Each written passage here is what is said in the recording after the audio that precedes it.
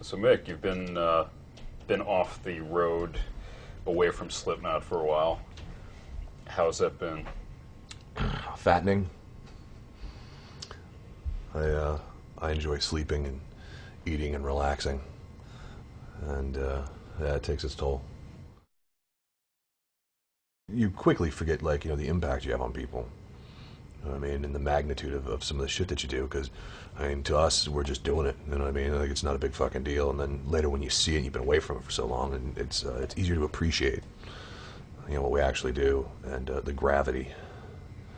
And you look at the footage with like all those thousands of people going nuts. I mean, do you miss that?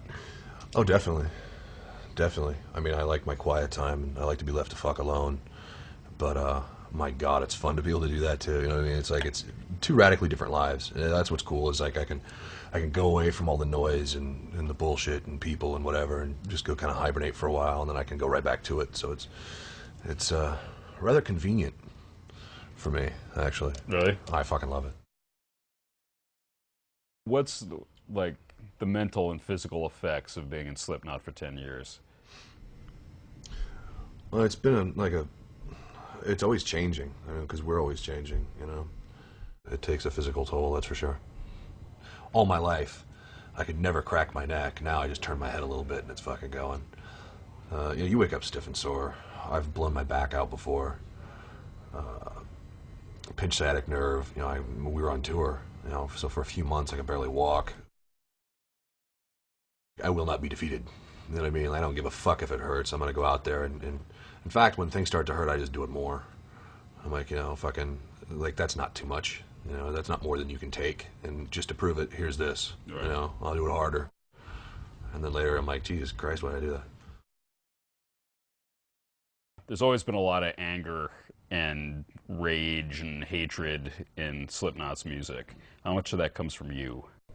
Life pretty much sucks, no matter where you are, no matter who you are. You know what I mean? Like, you don't have to look very far to find some sort of fucking injustice or wrong that shouldn't be taking place, and that shit pisses me off.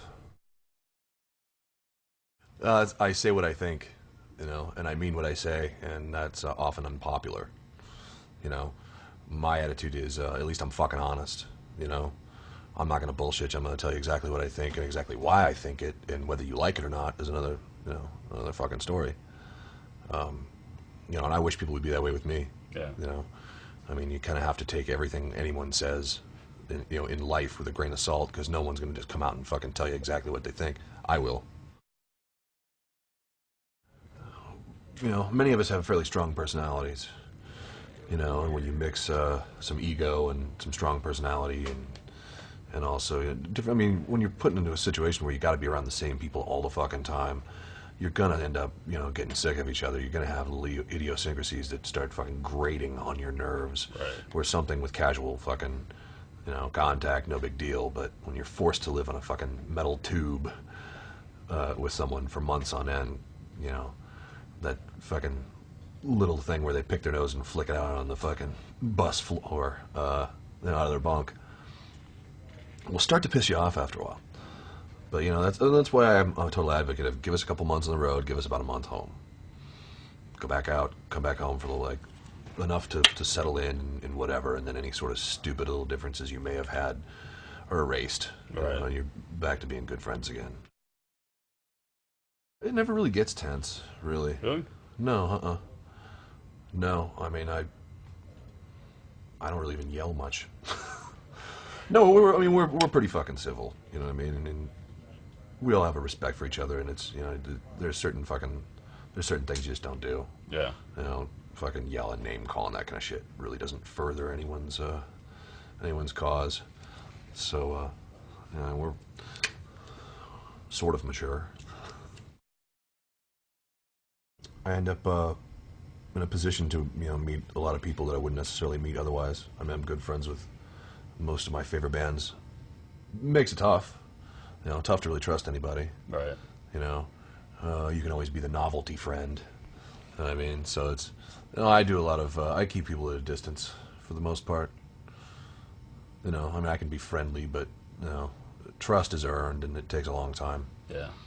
I mean, because most people are fucking bullshit and after something anyway. And so, I don't fucking waste my time. I spend a lot of time at home. I don't go out much. The neighbors are scared of me. When you're headlining your own shows, you know, and you've got just mad amounts of people, you know, when you're in a fucking arena, it's like, how the hell did this happen? That's a lot of motherfuckers. Like, I'm too inconvenienced to even go bother with parking at a show that size. Like, 15,000 people? That's a traffic jam. I'm going to stay home and masturbate. Like, these people actually got out of their fucking house and came down to see us. Holy shit. Huge advocate of masturbating. It's therapeutic. Keeps the body count low. Awesome. I find my urge to kill dwindles after a good nut.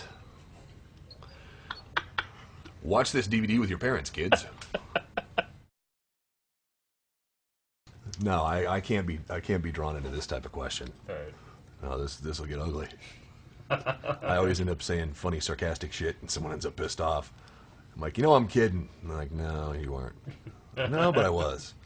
So yeah, we should probably, for the sake of making another record, we should probably skip this fucking question.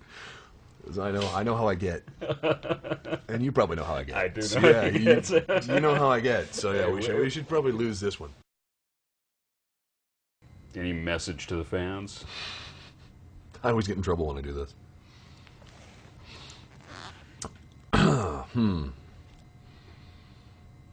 No.